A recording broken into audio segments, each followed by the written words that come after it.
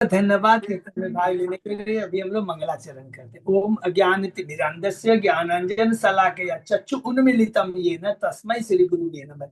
श्री चैतन्य मनोविष्टम स्थापितं येन भूतले स्वयं रूप कदा मह्यं ददाति स्वपदान्तिकं। वन्देऽहं श्री गुरु श्री युगपद कमलं श्री गुरु वैष्णवांच श्री रूपम साग्र जातम सहगण रघुनाथम वितम तम सजीवम स्वाद्यतम सावधूतम परिजम सहितम कृष्ण चैतन्य देवम श्री राधा कृष्ण पादान सहगण ललिता श्री विशाखा विदांत नम ओम विष्णुपादाय कृष्ण पृष्ठाय भूतले श्रीमते भक्ति वेदांत स्वामी इति नाम।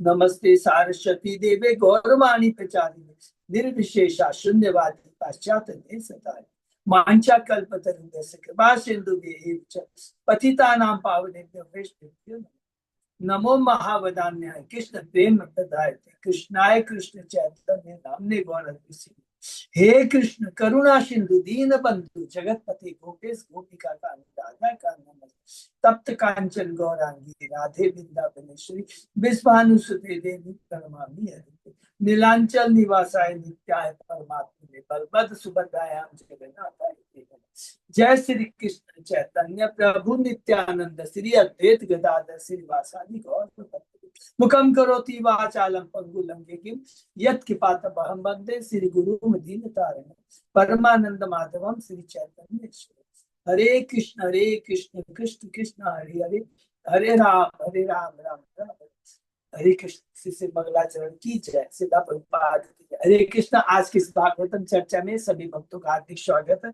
सभी भक्तों के चरणों में मेरा सादर दंडवत प्रणाम है। राधा माधव राधा गोविंद परम वैष्णव गुरु परम आचार्य की असीम कृपा से हम सब भक्त मिलकर से भागवतम के ऊपर चर्चा कर पा रहे हैं। पिछली क्लास में हम लोगों ने अध्याय 20 समाप्त किया। बहुत ही सुंदर वर्णन है कि किस प्रकार वृंदावन में वर्षा तथा शरद ऋतु का कितना सुंदर उपमा के साथ में सुखदेव गोस्वामी जी ने बताया, जो कि हम उसको संक्षेप में दोहराएंगे। शुरू से हम दोहराते हैं कि किस प्रकार कंटो 10 में सुखदेव गोस्वामी जी अभी तक हमें क्या चर्चा किया, क्या बताए हैं। परीक्षित महाराज कहते हैं सुखदेव गोस्वामी को, आपने तो सूर्यवंश और चंद्रवंश के बारे में बताया डिटेल में, भगवान श्री कृष्ण की अद्भुत लीलाओं के बारे में, उनकी कृत्यों के बारे में तो बताइए। तब उसी समय तुरंत सुखदेव गोस्वामी जी बताते हैं कि भगवान किस प्रकार देवताओं को, शिव को, पृथ्वी को, जब वो क्षीर सागर में जाते हैं, कहते हैं कि तुम चिंता मत करो, जितने भी अधर्मी जो लोग हो गए हैं अवश्य ही मैं उनका उद्धार करूंगा, और मैं स्वयं कृष्ण सारे अवतारों शक्तियों के संग प्रकट होऊंगा। और ये कह कर करके भगवान अब प्रकट हो जाते हैं और सुखदेव गोस्वामी बताते हैं कि किस प्रकार ये परीक्षित कंस ने माता देवकी के 6 पुत्रों को एक एक करके मार दिया। दूसरे अध्याय में भगवान बलराम 7वीं संतान के रूप में और 8वीं संतान के रूप में भगवान श्री कृष्ण प्रकट होते हैं माता देवकी और वसुदेव के हृदय में। वसुदेव का चेहरा, देवकी का चेहरा पूरा दिव्य तेज से प्रभावित हो जाता है, उज्ज्वलित हो जाता है, स्थान उज्ज्वलित हो जाता है। और स्वयं देवता आकर करके उनके गर्भ की स्तुति करते हैं, प्रदक्षिणा करते हैं। तीसरे अध्याय में हमने भगवान का प्राकट्य के बारे में पढ़ा और किस प्रकार वसुदेव देव की स्तुति के बारे में पढ़ा और किस प्रकार वसुदेव उनको लेकर कर करके गोकुल चले जाते हैं। और योग माया जो कि जो कन्या है माता यशोदा की, जो योग माया, उसको लेकर करके मथुरा चले आते हैं और देवकी के पलंग के पास रख देते हैं। चौथे अध्याय में आपने देखा किस प्रकार कंस के जो सलाहकार हैं बताते हैं कि देखो हमें इस 10 दिन के अंदर में जितने भी संतान हुए उनका वध कर देना चाहिए, और किस प्रकार वे साधु पुरुषों पर अत्याचार करना शुरू कर देते हैं। 5वें अध्याय में नंदोत्सव के बारे में हमने पढ़ा और कैसे नंद मथुरा जाते हैं कंस को कर देने के लिए और वहां पर वसुदेव से मिलते। 6वें अध्याय से भगवान की लीला शुरू हो जाती है। सबसे पहले उन्होंने क्या किया, उतना का उद्धार किया जिसे उन्होंने माता की गति और सर्व सिद्धि प्राप्त की। 7वें अध्याय में भगवान एकदम छोटे से सटकासुर और तीरावत का उद्धार किया। 8वें अध्याय में भगवान का नामकरण होता है। बोल बहुत सुंदर। गर्ग मुनि आके नामकरण करते हैं और भगवान इस राज्य में कैसे मट्टी बच्चन लीला करते हैं और माता यशोदा को पूरा अपना ब्रह्मांड दिखाते हैं अपने मुखार बिंद में।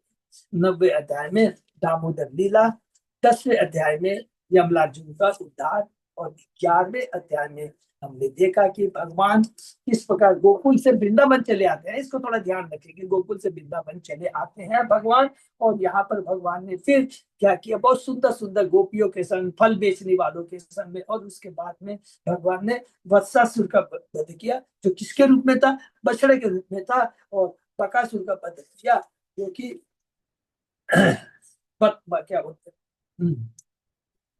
बतख के बगुला के रूप में था। ये हम लोगों ने डिस्कस किया। 12वें अध्याय में हमने देखा भगवान ने अघासुर का उद्धार किया और उसे सारूप्य मुक्ति प्रदान की है। सबको मालूम है सारूप्य मुक्ति क्यों प्रदान की है, याद कर लीजिए, क्योंकि भगवान भाव को देखते हैं, क्योंकि उसने बड़ा विराट पर्वत की तरह का रूप धारण किया था।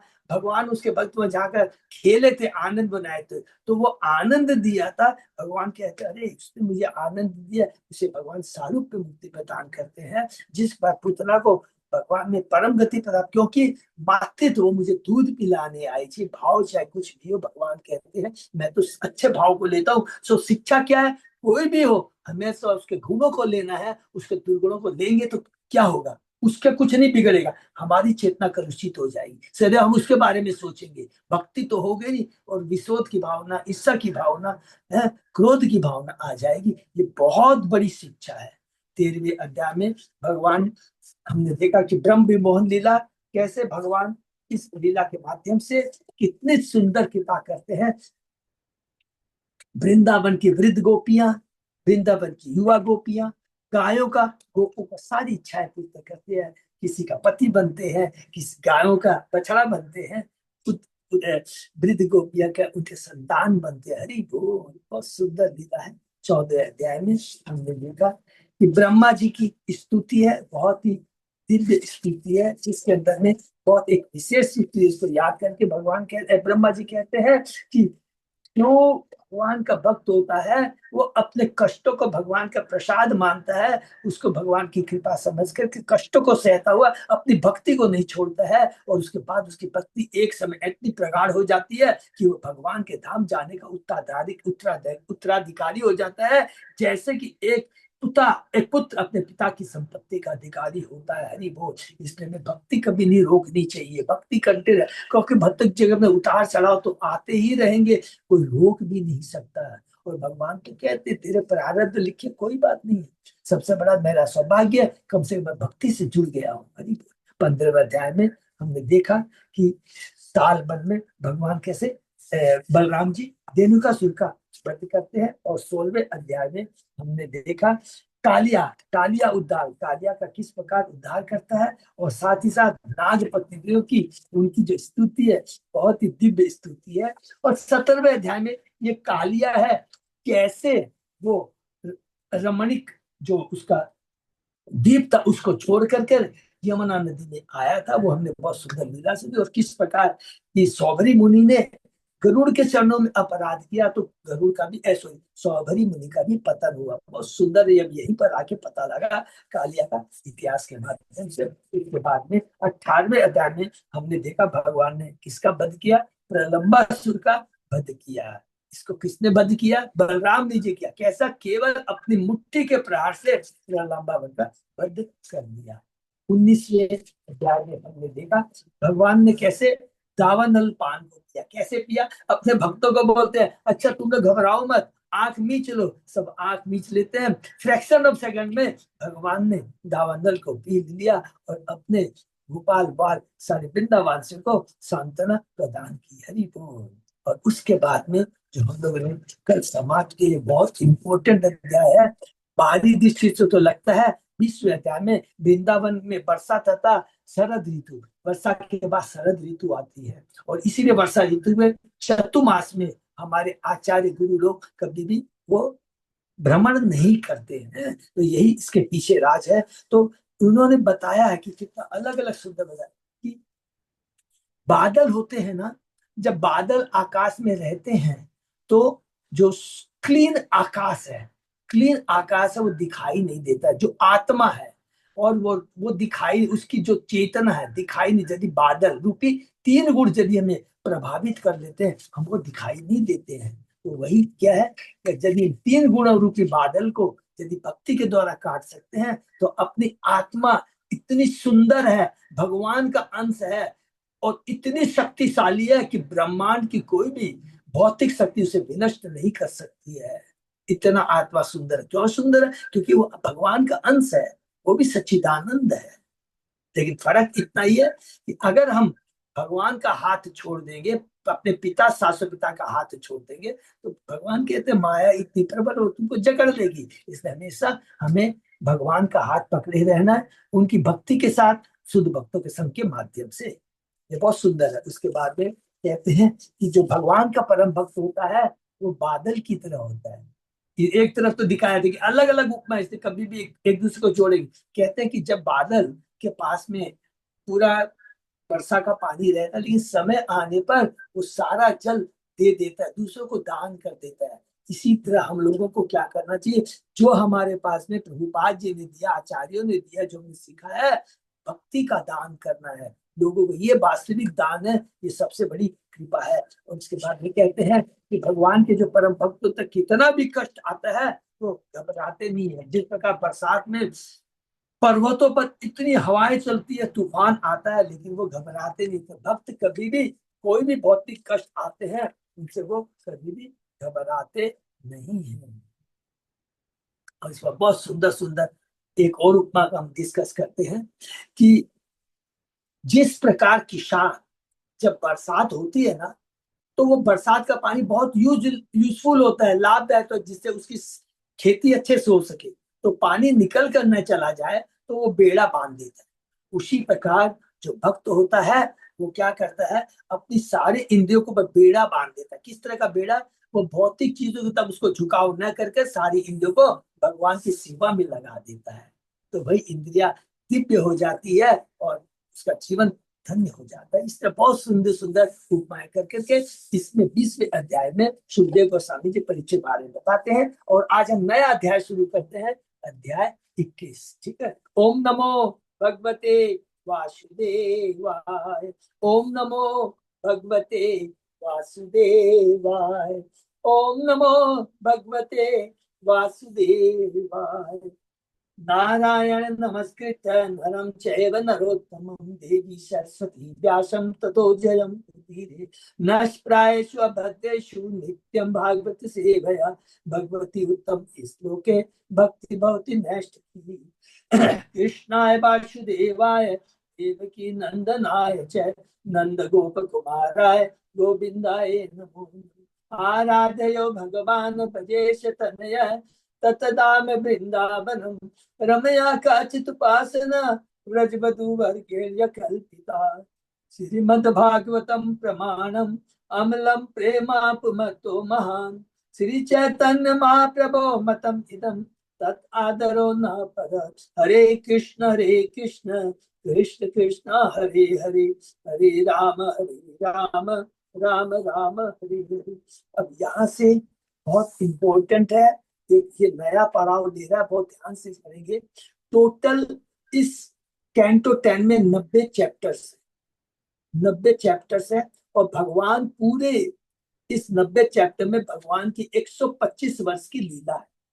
125 वर्ष में भगवान वृंदावन में, गोकुल वृंदावन में, अभी तो गोकुल छोड़ के वृंदावन आ गए हैं और अभी 6 साल के या 6 साल के हैं, आसपास के हैं, या 7 साल, जो भी समझिए, 6-7 साल के हैं। तो भगवान करीब करीब 11 वर्ष तक यहाँ लीला करेंगे। उसके भगवान मथुरा चले जाएंगे, करीब करीब मथुरा में 18 साल तक रहेंगे। तो 18 और 11 29 और करीब 96 ईयर भगवान कहाँ पे रहते हैं? द्वारका में रहते हैं। ये याद रखें, बहुत सुंदर है। और ये जो सबसे बड़ा दिव्य है, देखिए भगवान केवल 11 साल तक, केवल 11 साल तक रहते हैं गोकुल वृंदावन में। लेकिन 90 में से करीब करीब, पता नहीं है, करीब करीब समझ लीजिए 40 अध्याय तो केवल गोकुल वृंदावन तक के बारे में। तो समझ लेंगे कितनी बड़ी दिव्य लीला है, जिसमें से हम लोग 20 50% कंप्लीट किया, 50 तो और आगे बढ़ेंगे, एक दो पर आगे हो सकते हैं। और यहाँ पर अब गोपियों का भगवान कृष्ण के प्रति जो एक एक हम लोग पढ़ेंगे, रास लीला, प्रेमी गीत, विरह भाव को हम लोग पढ़ेंगे। तो बीच में गोवर्धन लीला जरूर आएगी।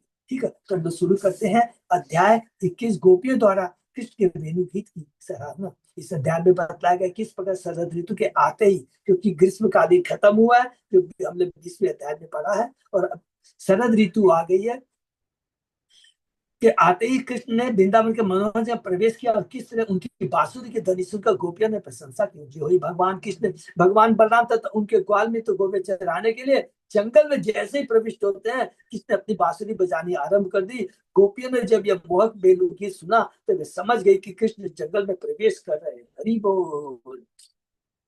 तब उन्होंने कृष्ण की विविध लीलाओं का एक दूसरे से वर्णन किया, आपस में उन्होंने चर्चा की। गोपियों ने कहा, गौ को चरागाह ले जाते समय कृष्ण को बंसी बजाते देखना आंखों की सर्वोच्च सिद्धि है। हरि बोल। कैसे हमें अपनी अपनी इंद्रियों का उपयोग भगवान की सेवा में करना चाहिए, ये देखिए गोपियां बताती है। इस बंसी ने ऐसे कौन से पुण्य कर्म की है जिससे यह कृष्ण के अधरों का खुलकर अमृतपान कर सकती है। यह वरदान हम गोपिकाओं को मिल पाना कितना कठिन है। कृष्ण की बंसी सुनकर मोर नाचने लगते हैं, और इन्हें नाचते देखकर सारे प्राणी स्तंभित रह जाते हैं। अपने अपने विमानों में आकाश मार्ग से यात्रा करने वाली देवियां कामदेव से पीड़ित हो जाती है, और उनके वस्त्र शिथिल होने लगते हैं। इस बेलूगूत के अमृत को पीकर गौ के कान खड़े हो जाते हैं, उनके बछड़े स्तंभित खड़े रहते हैं, और उनकी माताओं के थनों से पिया जा रहा दूध उनके मुख में ही रह जाता है। वो चिड़िया ध्यानपूर्वक कृष्ण की बांसुरी का गीत सुनती हुई अपनी आंखें बंद करके वृक्षों के टहनियों में शरण ले लेती है। प्रवाहमान नदियां कृष्ण के प्रति माधुर्य आकर्षण से विचलित होकर अपना बहना बंद करके अपने लहरों रूपी हाथों से कृष्ण के चरणों का आलिंगन करने लगती है। हरि वो ये नदियां और बादल तो कृष्ण के सिर को धूप से बचाने के लिए छातों का काम करते हैं। हरि बोल। सबर कन्याएं भगवान के चरण को हम लोग अलंकित करने वाले लाल कुमकुम से रंजित माने आदिवासी जो गोपिकाएं हैं, आदिवासी कन्याएं हैं, भगवान के चरण कमलों को अलंकित करने वाले लाल कुमकुम से रंजित घास को देखकर उससे सिंदूर के बहाने अपने वक्ष स्थल तथा मुखों पर मलती है, जिससे कामदेव उत्पन्न उनके कष्ट दूर हो जाए। गोवर्धन पर्वत भगवान कृष्ण की पूजा हेतु धूप तथा विविध प्रकार के फल एवं कंद फूल प्रदान करता है। सारे अचर प्राणी चरों के लक्षण प्रदर्शित करने लगते हैं, क्योंकि वृंदावन में सब कुछ क्या है, सब सजीव माने सजीव है सब है। दूध है, पेड़ है, पौधे हैं, वनस्पति है, इससे दिखा सारे अचर प्राणी चरों के लक्षण प्रदर्शित करने लगते हैं और चर अचर बन गए हैं। ये सारी बातें अत्यंत अद्भुत है। श्री शुक्रवार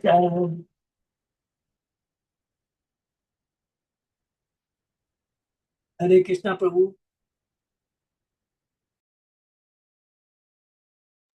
प्रभु गुरु महाराज के यहाँ से फोन आ रहे, एक सेकंड खाली। प्रभु जी ठीक है ना प्रभु।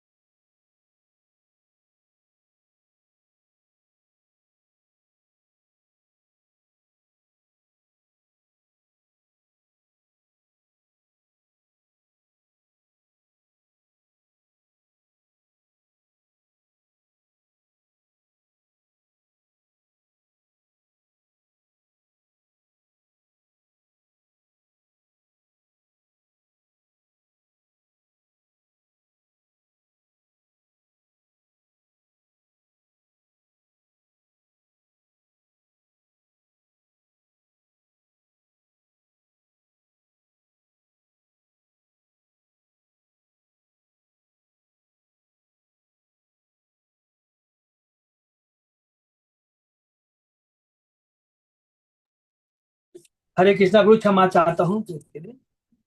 तो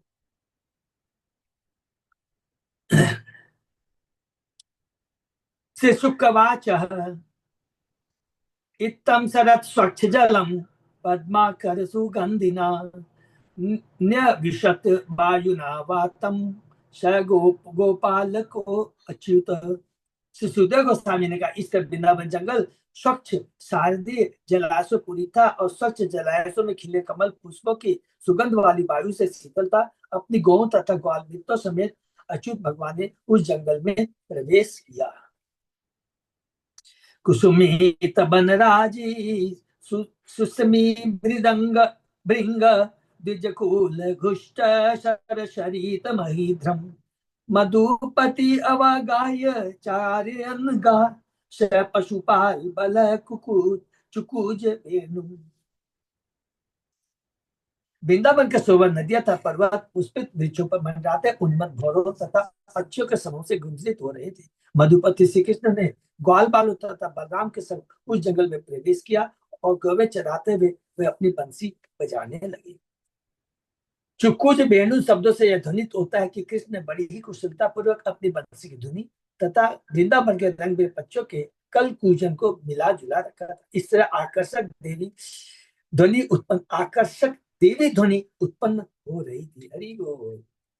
तत ब्रज स्त्रिय आश्रित्य वेणुगीतम स्मरोदयम काश्चित परोक्षम कृष्णस्य स्वसखी सखी सखिभ्य अन्य वर्णयम। जब ब्रजग्राम की तरुण स्त्रियों ने कृष्ण की बंसी का गीत सुना तो काम उत्पन्न करने वाला था। जो उनमें से कुछ शिष्य अपनी सखियों से एकांत में कृष्ण के गुणों का वर्णन करने, कृष्ण के गुणों का वर्णन करने वर्ण अनवर्णयन वर्णन करना शुरू कर दिया। ततवर्णयुतम आरब्धा स्मरन्त्य कृष्ण चेष्टितम अशकन स्मर वेगेन विक्षिप्त मनसो नृपः। गोपियां कृष्ण के विषय में बातें करने लगी, किंतु जब उन्होंने कृष्ण के कार्यकलापों का स्मरण किया तो हे राजा, काम ने उनके मनों को विचलित कर दिया, जिससे वे कुछ भी न कह पाई। बहुत सुंदर श्लोक है। बरापिडम नटवर वपु कर्णयो कर्णिकारम विद्यत वास कनक कपीश बेचंतीम च मालाम रंध्रान वेनो अदर सुधया आपुरयन गोप वृंदे वृंदारण्यम रमणम प्राविशत गीत कीर्ति वृंदारण्यम स्वपद रमणयम प्राविशत गीत कीर्ति। अपने सिर पर मूर्ख पंख का आभूषण, अपने कानों में नीले कर्णिकार फूल, स्वर्ण जैसा चमचमाता पीला वस्त्र तथा बैजंती माला धारण किए भगवान कृष्ण ने अपने पथ चिन्ह से वृंदावन को रमणी बनाते हुए सर्वश्रेष्ठ नर्तक का दिव्य रूप प्रदर्शित करते जंगल में प्रवेश किया। उन्होंने अपने ओटों के अमृत से अपनी बंसी के छेदों को भर दिया और ग्वाल बालों ने उनके यश का गान किया। हरि बोल। गोपी ने इस श्लोक में वर्णित कृष्ण के समस्त दिव्य गुणों का स्मरण किया। कृष्ण की वस्त्र धारण करने की कला तथा उनके कानों में कुंडल, सुंदर नीले फूलों ने गोपियों की रूमानी इच्छाओं को उच्चेदित कर दिया। और जब कृष्ण ने अपने ओटों का अमृत अपनी बांसुरी में उड़ेल दिया तो वे गोपियां उनके प्रेम में हो गई। हरि बोल। इति वेणुरवं राजन् सर्वभूत मनोहरम श्रुत्वा ब्रज स्त्रिय सर्वा वर्णयन्तये वर्णयन्तये अभिरेभिरे।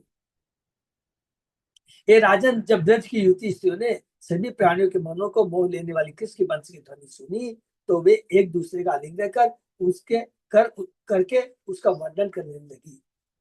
इति शब्द का सूचक है कि कृष्ण का स्मरण करके अवाक हुई गोपियां अपनी चेतना वापस पाकर कृष्ण की बंसी की ध्वनि का अत्यंत हर्षपूर्वक वर्णन करने लगी। जब कुछ गोपियां चिल्लाने लगी तो अन्यों को भी लगा कि उनके हृदय में भी ऐसा ही आद्यपूर्ण स्नेह का भाव है। अतः सभी गोपियां तरुण कृष्ण के माधुर्य प्रेम से अभिभूत होकर एक दूसरे का आलिंगन करने लगी। श्री गोप्यवाच उच्च माने मोर देन वन गोपी है इसलिए उच्च। श्री गोप्य उच्च है। गोपियों ने कहा, अचन अचन्वताम फलम इदम न परम विदाम शक्य पशुम अनुविशेष्य तो वस्यसि वस्यये। वक्त्रम ब्रजेश सुतयो अनुवेन जुष्टम ये वा निपित्तम अनुरक्त कटाक्ष मोक्षम। गोपियों ने कहा, सखियों, जो आपके मन महाराज नंद महाराज के दोनों पुत्रों के सुंदर भुजंगों का दर्शन करती है, वे निश्चय ही भाग्यशालिनी। जो ही वे दोनों अपने पुत्रों से घिरकर तथा गौ को अपने आगे आगे करके जंगल में प्रवेश करते हैं, तो वे अपने मुखों में अपनी बंसियां धारण करके वृंदावन वासु प्यार भरी चित्तों से देखते हैं। जो आंखों वाला है उनके लिए हमारी समझ में इससे बड़ी देखने की अन्य कोई वस्तु नहीं है। हरी बोल। देख ली, जिसको आंखें हैं और जैसे वास्तव में वो आंखों का सदुपयोग करना चाहता है, तो उसे केवल भगवान का दर्शन करना चाहिए और अन्य कोई वस्तु का नहीं। बड़ी बहुत बहुत सुंदर उपनित अनुवाद श्री प्रभुपाद कृत चेतन चरितमृत आदि लीला के 4थे अध्याय में 155 से उद्धृत है। श्री विश्वनाथ चतुर्थायन इसकी टीका इस प्रकार की है। गोपियां यह कहना चाहती थी, हे सखियों, यदि तुम इस संसार में पारिवारिक जीवन के बंधनों से ही जकड़ी रही तो तुम्हें देखने को और क्या मिल सकेगा। सृष्टा ने हमें ये आंखें दी है तो हम सबसे अद्भुत दृश्य वस्तु कृष्ण को देखे। इसका हमें आंखों का योग भगवान के दर्शन के लिए करना चाहिए। गोपियों को इस बात का ज्ञान था कि उनकी माता या अन्य गुजन उनकी प्रेम पूर्ण बातें से अनुमति नहीं देंगे, इसलिए उन्होंने कहा, अक्षरमताम फलम। इसका दर्शन करना केवल हमारा ही नहीं अपितु सभी व्यक्तियों का लक्ष्य है। हरि बोल। दूसरे शब्दों में गोपी ने इंगित किया कि जब कृष्ण हर एक के लिए प्रेम के परम लक्ष्य हैं, तो फिर आध्यात्मिक हर्ष में वे क्यों उनसे प्रेम नहीं कर सकती। आचार्य के अनुसार एक अन्य गोपी ने यह तथा 8 से 19 तक के अंत श्लोक कहे। हरि बोल। 8 से 19 तक के श्लोक कहे जो हम लोग अभी पढ़ रहे हैं।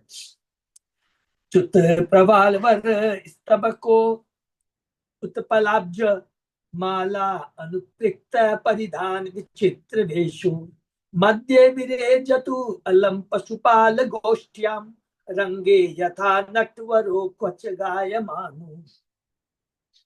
तरह तरह के आकर्षक वस्तुओं के ऊपर अपनी मालाएं डालें और मोरपंख कमल कमिलीन आम की कोपलों तथा पुष्प कलियों के गुच्छों से अपने को अलंकृत किए हुए कृष्ण तथा बलराम ग्वाल बालों की टोली में सुशोभित हो रहे थे। हरि बोल। वे नाटक मंच पर प्रकट होने वाला श्रेष्ठ नर्तकों की तरह दिख रहे थे और कभी कभी वे गाते भी हैं। हरि बोल।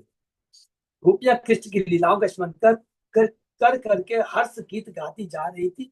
गोपियां उस जंगल में जाना चाहती थी जहाँ कृष्ण लीला कर रहे थे और छिप कर वे लताओं के पत्तों के बीच में से उजक उजक कर कृष्ण तथा बलराम के नृत्य तथा नृत्यों में उनके गायन को देखना चाहती थी।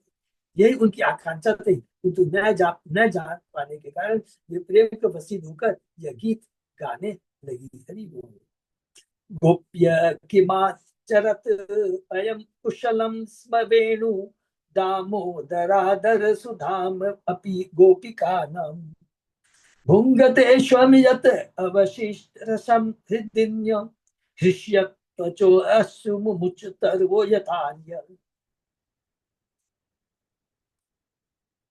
हे गोपियों, कृष्ण के अधरों का अकेले अमृतपान करने और हम गोपियों के हेतु जिनके लिए ही वास्तव में ये अमृत है, केवल स्वाद मात्र छोड़ने के लिए इस बंसी ने कौन से शुभ कृत किए होंगे। हरि बोल। बंसी के बाप दादे बांस के वृक्षों ने हर्ष के अश्रु गिराए होंगे। जिस नदी के तट पर यह वृक्ष उत्पन्न हुआ होगा, उस माता रूपी नदी ने हर्ष का अनुभव किया होगा, इसलिए ये खिले हुए कमल के फूल उनके शरीर के रोमों की भांति खड़े होते। देखिए कि वो वृक्ष, उसकी लकड़ी से ये जो बेनु बनी हुई है, सबका गुणगान हो रहा है। कितने भाग्यशाली। हरि बोल। श्री प्रभुपाद ने चेतन चरितमृत में अंत लीला के 16 के चालू इस श्लोक का जो अनुवाद किया है, उसे ही यहाँ प्रस्तुत किया गया। वास्तव में अपनी संतान को भगवान कृष्ण की बंसी रूपी उच्च भक्ति बना देखकर बांस के बीच रस बहाकर हर्ष से अश्रु निकालते कि हरि बोल, मेरा पुत्र पौत्र कुछ भी समझ लीजिए, ये कितना भाग्यशाली है। सनातन गोस्वामी ने एक और दूसरा अर्थ भी दिया है। वृक्ष इसलिए चिल्ला रहे हैं क्योंकि वे कृष्ण के साथ न खेल पाने के कारण दुखी है। कोई यह आक्षेप कर सकता है कि वृंदावन में बिच्छू को किसी ऐसे बात के लिए परिताप नहीं करना चाहिए जिसका मिल पाना असंभव हो। जिस तरह कोई बिच्छू किसी राजा से मिलने से मना किए जाने पर शोक नहीं करता, किंतु बिच्छू तो बुद्धिमान मनुष्य जैसे ही है जो अपना जीवन लक्ष्य प्राप्त न कर सकने पर दुख उठाते। अच्छा बीच इसलिए चिल्ला रहे हैं क्योंकि उन्हें कृष्ण के होठों का अमृत नहीं मिल पा रहा था, नहीं पा रहा, लेकिन बात तसल्ली है, कोई बात नहीं, मुझे तो नहीं मिला है, लेकिन मेरे बीच से जो की लकड़ी से जो बंसी बनी है वो ये सौभाग्य प्राप्त कर रही है, इसी में आनंद है। हरि बोल।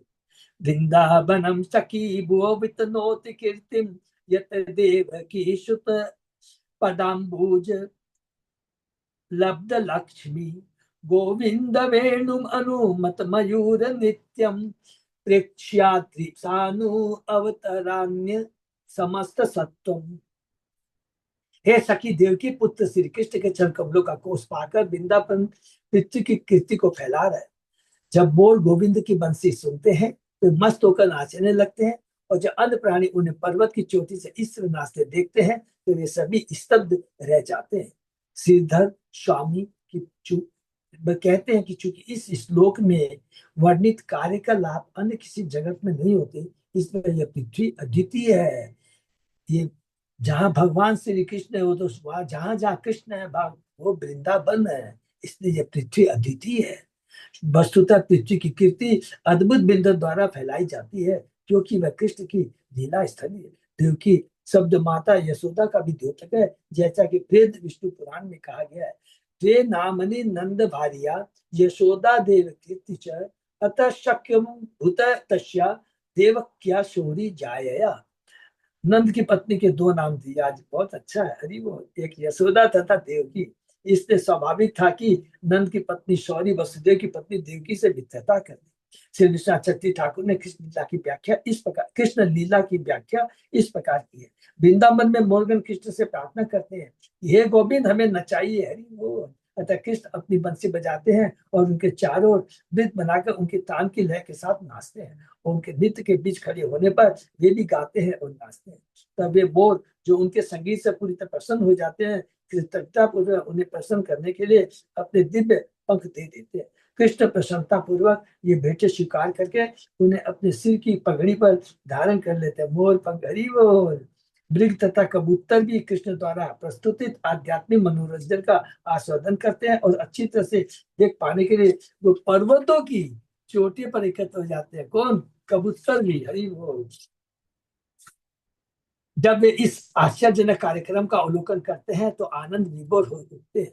श्री सनातन गोस्वामी के टीका बिंदा में कृष्ण नंगे पांव चलते हैं, अतः पृथ्वी पर उनके चरण कमलों के सीधे चिन्ह बन जाते हैं। अतः वह दिव्य स्थल उस वैकुंठ से भी अधिक यशस्वी है जहाँ विष्णु खड़ाऊ पहनते हैं। तो इसका मतलब है सबसे, जब भगवान ने 125 वर्ष माने कहते हैं कि वृंदावन में जो भगवान जब इस धरा पे थे तो सबसे ज्यादा सौभाग्य पृथ्वी को मिला था, जो कि भगवान के चरण कल सदैव उनके पास रहते थे, उनके ऊपर रहते थे। धन्या स्म मूड गतयो अपि हरिण्य एता या नंद नंदन उताप विचित्र वेशम आकर्ण्य रेणु रणितम स कृष्ण सारा पूजा ददु विरचिताम प्रणय अवलोके।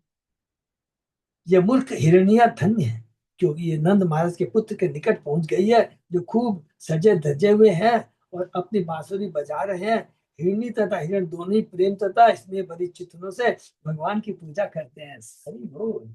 उपरित तो अनुवाद श्री प्रभुपाद की चेतन चेतना से मध्य लीला के 17 अध्याय के 36वें श्लोक से दिया गया। आचार्य के साथ गोपियां इस प्रकार सोच रही थी, हिरण्या अपने पतियों के साथ कृष्ण के पास तक पहुंच सकती है क्योंकि हिरण के लिए कृष्ण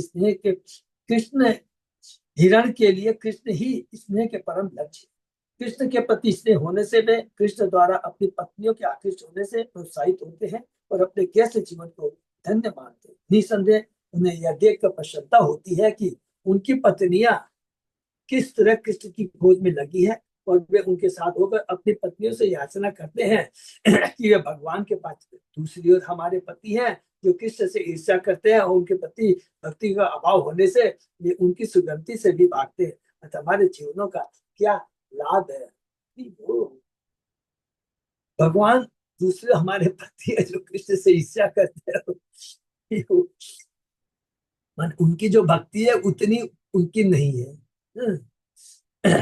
कृष्ण माने वो प्रेम से बोले, इसका गलत अर्थ नहीं लगाना हम लोगों को, ध्यान रखना। ये इतना माने कृष्ण के प्रति इतना प्रेम है। कभी कभी बोलते हैं ना, अरे तुम लोग घर का काम छोड़ के क्यों जा रही है, ये कर रहे हो, तो इस तरह के भाव से। तो ऐसा नहीं है वो है। कृष्णम निरीक्ष वनितो उत्सव रूपशीलम स्थित्वा च तत्कृणित वेणु विविक्त गीतम देव्यो विमान गतया स्मरनुन्नशारा भ्रश्यत प्रसुन्न कबरा मुमुहुव विनिव्य। कृष्ण का सौंदर्य तथा शील समस्त स्त्रियों के लिए उत्सव स्वरूप है। जब विमानों में उड़ते हुए देवताओं की पत्नी हरि बोल अपने पत्नियों के साथ उन्हें देखती है और उनके गूंजते हुए वेणुगीत की ध्वनि सुनती है, तो उनके हृदय काम के द्वारा दहला दिए जाते हैं और वे इतने मोहित हो जाती हैं कि उनके केस के फूल गिर जाते हैं और उनकी पेटियां गर्दनियां ढीली पड़ जाती है। श्री प्रभुपाद भगवान श्री कृष्ण में टीका करते हैं, यह श्लोक बताता है कि कृष्ण की बंसी की दिव्य ध्वनि ब्रह्मांड के कोने कोने तक फैल गई। साथ ही यह महत्वपूर्ण बात है कि गोपियां आकाश में उड़ने वाले विमान विविध विमानों से परिचित। वस्तुतः देवी अपने पति देवताओं की गोद में बैठी हुई थी, बैठी हुई भी कृष्ण की बंसी की ध्वनि से उत्तेजित हो उठती थी। इसलिए गोपियां सोचती थी उन्हें कृष्ण के प्रति माधुर्य आकर्षण के लिए दोषी नहीं ठहराना जाना चाहिए, क्योंकि कृष्ण तो उन्हीं के गांव का ग्वाला था, तो उनका ये प्रेय तो हो ही सकता था। यदि देवियां तक कृष्ण के पीछे उन्मुख हो सकती है, तो कृष्ण के ही गांव की बेचारी पार्थिव गोपियां भला उनकी प्रेम भरी चित्तता उनकी बंसी की ध्वनि से अपने हृदय विजित होने से कैसे रोक सकती थी। गोपियां यह भी विचार करती थी कि यद्यपि देवतागण अपनी स्थिति को कृष्ण के प्रति आकृष्ट होते देखते, किंतु वे ईर्ष्या नहीं करते थे। देवतागण वास्तव में अत्यंत संस्कृत बुद्धिमान है, अतः जब वे विमान से उठते तो अपने साथ नियमित अपनी पत्नियों को ले जाते, जिससे वे कृष्ण का दर्शन पा सके। हरि बोल। गोपियां सोचती एक और हमारे पति हैं जो हमसे ईर्ष्या रखते हैं, जिससे तुच्छ हिरण्या तक हमसे अच्छी है, और देवियां तो अत्यंत भाग्यशाली है, किंतु हम बेचारी इन दोनों के बीच में होते हुए परम अभागिनी। हरि बोल।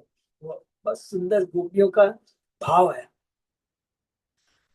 गावश्च कृष्ण मुख निर्गत वेणुगीत पीयूषम उत्तबित कर्ण पुटे विपन विपन्त्य शावास्मृति स्तंभय कबला स्मतस्तु गोविंदम आत्मनि दिशा अस्तु कला स्पृशन्त्य। अपने उठाए हुए कान रूपी दोनों पूट से गौएं कृष्ण के मुख से निकले वेणुगूत के अमृत का पान करें, गाएं हरि ओम। बछड़े अपनी माताओं के गीले स्तनों से निकले दूध को मुख में भरे भरे स्थिर रहते हैं। जब वे अपने अश्रुपूरित नेत्रों से गोविंद को अपने भीतर ले जाते हैं और अपने हृदय में उनका आलिंगन करते हैं। हरि बोल। परायो बताम्ब विगहा मुनो बने अस्मिन् कृष्णेक्षितं ततुदितं कलभेणुगीतम् आरुह्य धुम्भुजान् रुचिर्प्रवालान् शृण्वन्ति विदित दृशो विगतान्यवाच। अरे माई, इस जंगल में सारे पक्षी कृष्ण का दर्शन करने हेतु वृक्षों की सुंदर शाखाओं पर उड़कर बैठ गए हैं। वे एकांत में अपनी आंखें मूंदकर अपनी बंसी की मधुर ध्वनि को ही सुन रहे हैं, और वे किसी अन्य ध्वनि की ओर आकृष्ट नहीं होते। निसंदेह ये पक्षी महामुनि की कोटि में। हरि बोल। पक्षी मनियों के ही समान है, क्योंकि वे जंगल में रहते हैं, अपनी आंखों बंद किए रहते हैं, मौन रहते हैं और अचल रहते हैं। महत्व की बात तो यह कही गई है कि वह यह है कि बड़े बड़े मुनि तक इसकी बंसी की ध्वनि से हिम्मत हो जाता है, क्योंकि यह ध्वनि पूर्णतः आध्यात्मिक है। ये कोई भौतिक ध्वनि नहीं है। आध्यात्मिक ध्वनि से जो शुद्ध चेतना वाले हैं अवश्य आकर्षित होते हैं। रुचिर प्रवालान सब सूचित करता है कि कृष्ण के वेणुगूट के टकराने से वृक्षों की टहनियां तक भाव विद्ध हो जाती। आदि देवता होने के कारण इंद्र, ब्रह्मा, शिव तथा विष्णु ब्रह्मांड भर में विचरण करते हैं और उन्हें संगीत का विशद ज्ञान होता है। फिर भी इन महापुरुषों ने वैसा संगीत नहीं सुना, न रचा जैसा कि श्री कृष्ण की बांसुरी से निकलता है। निसंदेह सारे पक्षी इस आनंदमय ध्वनि से इतने विभोर हो जाते हैं कि वे आनंद के मारे अपनी आंखें बंद कर लेते हैं और वृक्षों के टहनियों से चिपके रहते हैं, जिससे गिर न पड़े। हरि बोल। श्री विश्वनाथ चतुर्थी ठाकुर ने व्याख्या की है कि कभी कभी गोपियां एक दूसरे को अम्ब माता कहकर संबोधित करती थी। नद्यस्तदा तदु पदार्य मुकुंद गीतम आवर्त लक्षित मनोभव भग्न वेगा आलिंगन स्थगितम ऊर्मि भुजे भुजे मुरारे कीर्णन्ति पाद युगलम कमलोपहारा।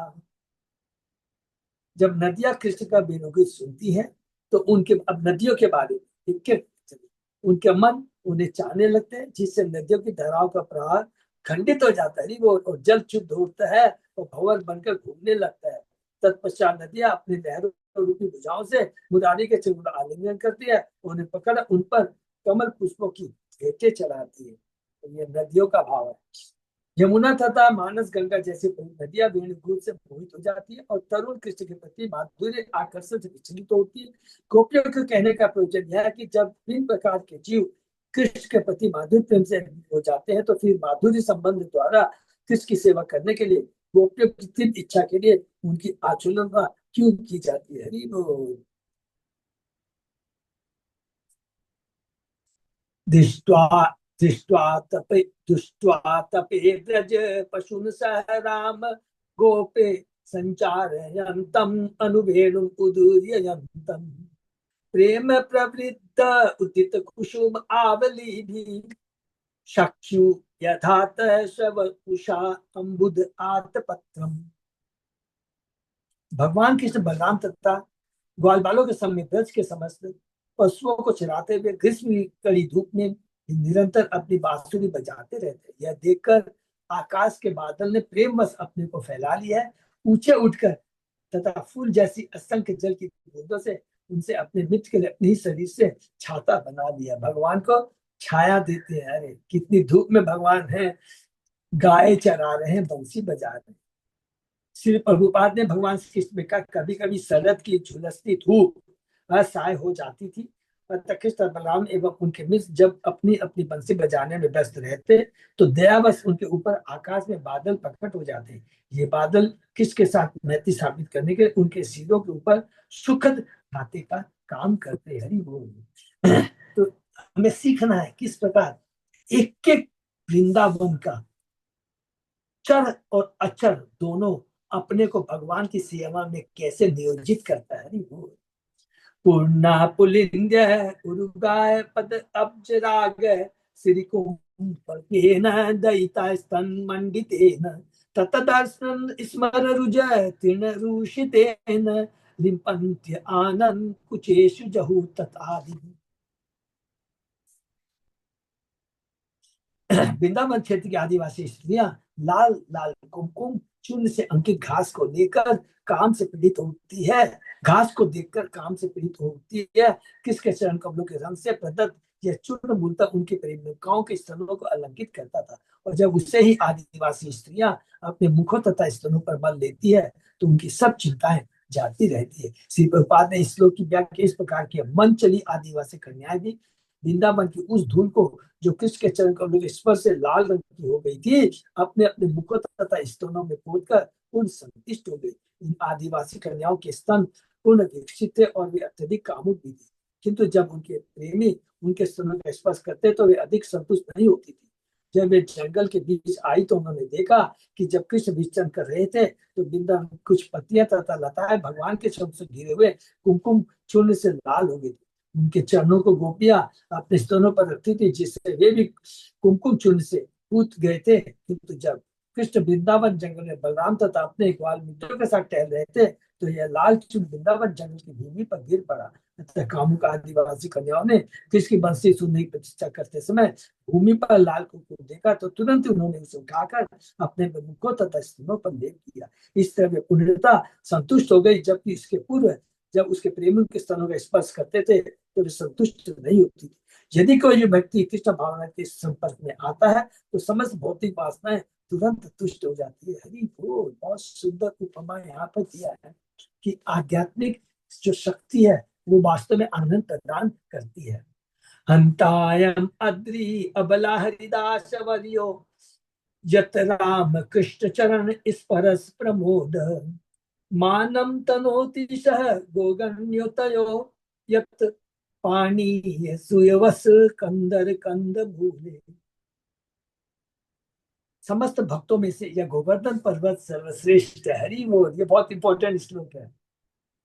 सखियों, यह पर्वत कृष्ण तथा बलराम के साथ ही साथ उनकी गायों, बछड़ों तथा ग्वाल बालों को सभी प्रकार के अवसर, पीने का पानी नंबर 1, अति मुलायम घास, गुफाएं, फल फूल तथा तरकारियों की पूर्ति करता है। इस तरह यह पर्वत भगवान का आदर करता है। कृष्ण तथा बलराम के चरण से पाकर गोवर्धन अत्यंत हर्षित प्रतीत होता है। चेतन चेतावनी से मध्य लीला के 28 के 34 के श्री विश्वनाथ चंद्र ठाकुर ने गोवर्धन पर्वत के ऐश्वर्य की विवेचना इस प्रकार की है। पानी गोवर्धन पर्वत के चरणों से प्राप्त सुगंधित शीतल जल का द्योतक है, जिसे कृष्ण बलराम पिया करते थे, हरि बोल, और जिसे अपने पांव और मुख धोया करते थे। गोवर्धन पर्वत शहद देता है, आम का रस तथा पीलू रस जैसे अन्य पेय की प्रदान करता है। दूसरा, श्रीवत्स दुर्वा अर्थात घास को बतलाता है, जिससे अर्ध की धार्मिक भेंट दी जाती है। तीसरा, गोबर पंथ की घास भी होती है, जो सुगंधित मुलायम तथा गोवों की वृद्धि एवं उनमें दूध बढ़ाने के लिए लाभप्रद है। इस तरह यह घास आध्यात्मिक पशुओं को खिलाने के काम आती है। कंदर गुफाओं का सूचक है, जहाँ कृष्ण बलराम तथा उनके सभी खेलते बैठते और लेटते थे। ये गुफाएं तब आनंद देती है जब या तो बहुत गर्मी हो, या सर्दी हो, या फिर वर्षा हो। गोवर्धन पर्वत में खाने के मुलायम कंद, शरीर से जाने के रत्न, बैठने के समतल स्थान तथा चिकने पत्थर, चमकीले जल और अन्य प्राकृतिक वस्तु के रूप में दर्पण तथा दीपक प्रदान करता है। अरे वो तो देखिए गोवर्धन क्या क्या प्रदान करता है, पर उसका बहुत दिव्य वर्णन है। अरे वो गा गोप के अनुबनम नयतो उदार, वेणु शने कल्पते तनुभृष्टु सख्य, स्पंदनम गतिमताम पुलक तरुणाम, निर्योग पाश कृत लक्षण यो विचित्रम। हे सखियों, जब कृष्ण तथा बलराम अपने ग्वाल मित्रों के साथ जंगल से होकर अपनी गौवें लेकर गुजरते हैं, तो वे अपने साथ दूध धोने के समय गौ की पिछली टांगे बांधने के लिए नोई लिए रहते हैं। जब कृष्ण अपनी बंसी बजाते हैं तो मधुर संगीत से चर प्राणी स्तब्ध रह जाते हैं और अचर वृक्ष आनंद से हिलने लगते हैं। निश्चय ये बातें अत्यंत आश्चर्यजनक है। कृष्ण तथा बलराम कभी गौ की नोइया अपने सिरों में लपेट लेते और कभी कंधों पर लटका लेते। इस तरह ग्वाल वालों के समझ उपकरणों से सुशोभित थे। श्री विश्वनाथ चक्रवर्ती ठाकुर की व्याख्या है कि कृष्ण तथा बलराम पीताम्बर की नोइया बनाते, जिनके दोनों सिरों पर मोती के गुच्छे रहते थे। वे इन रस्सियों को अपने दुपट्टे के चारों लपेट लेते और इस तरह ये रस्सियां विचित्र अलंकरण बन जाती थी। हरि बोल। एवं विदा भगवतु या वृंदावन चारिण वर्णयन्त्य मिथो गोप्य क्रीडा तत्मयताम ययु। इस तरह वृंदावन के जंगल में भगवान द्वारा विश्राम से संबंधित क्रीड़ामयी लीलाओं को एक दूसरे से कहती गोपियां उनके विचारों में पूर्णतः निमग्न हो गई। इस संबंध में श्री प्रभुपाद जी की टीका है। यह कृष्ण भावनामृत का पूर्ण उदाहरण है, जिससे किसी न किसी तरह कृष्ण के विचारों में निमग्न रहा जा सकता है। ये बहुत इंपॉर्टेंट, देखिए तात्पर्य में कह दिया है कि जितना हम लोग भगवान की लीलाओं के बारे में, उनके कार्यों के बारे में, और यही पूछा था सुखदेव गोस्वामी जी ने, सुखदेव गोस्वामी से परिचित है, भगवान की लीलाओं के बारे में, उनके दिव्य कार्यों के बारे में बताइए, ऐश्वर्य के बारे में, उनकी शक्तियों के बारे में, जो भी उन्होंने बड़े बड़े इतने बड़े ऐश्वर्य को मारा। इसका उज्जवल उदाहरण गोपियों के आचरण में उपस्थित होता है। इसलिए चैतन्य बाबू ने घोषित किया कि भगवान की पूजा कर सर्वश्रेष्ठ विधि गोपियों की विधि है।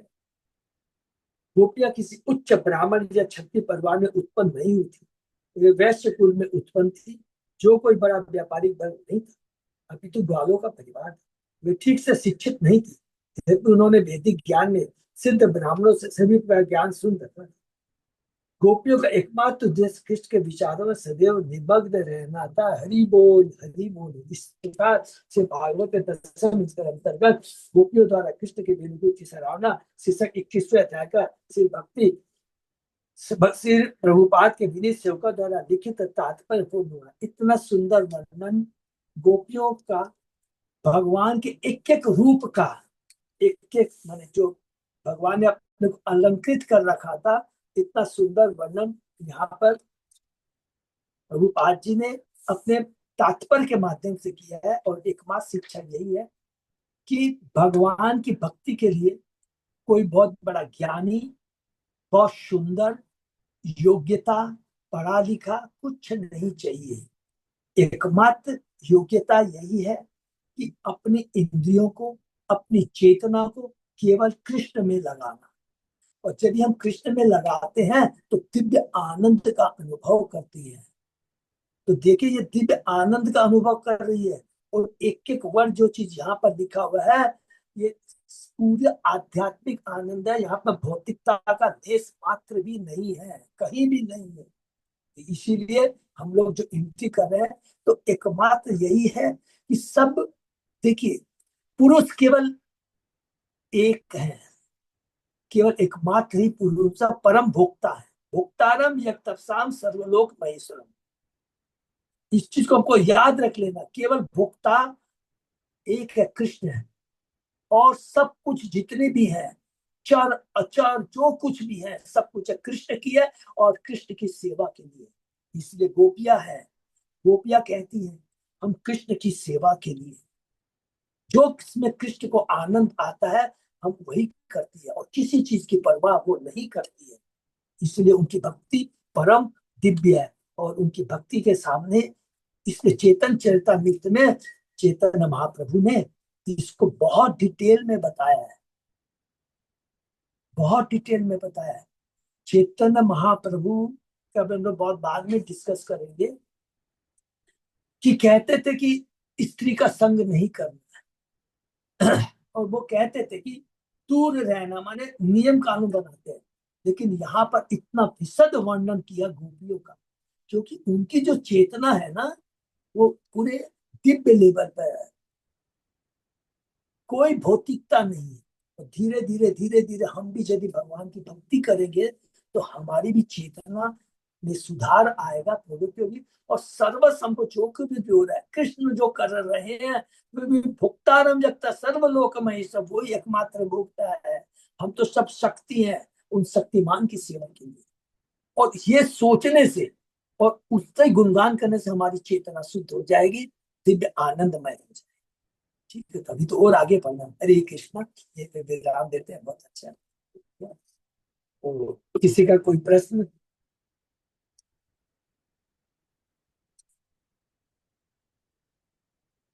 बहुत बहुत धन्यवाद, यही पे विराम देते हैं हम लोग।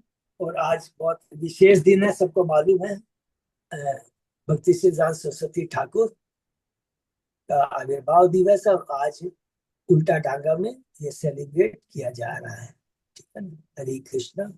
तो हमें क्योंकि विशेष इसलिए कहा कि हमारे शिला प्रभुपाद के गुरु हैं, हरी वो। जिनसे, जिनकी चेतना, जिनसे गाइडेंस में आज पा करके उन्होंने पूरे विश्व में चेतन महाप्रभु का जो वाणी है, जादे देखो तारे को कि हमारा आज्ञा हो, हमारा आज्ञा गुरु हो तारो यही दे।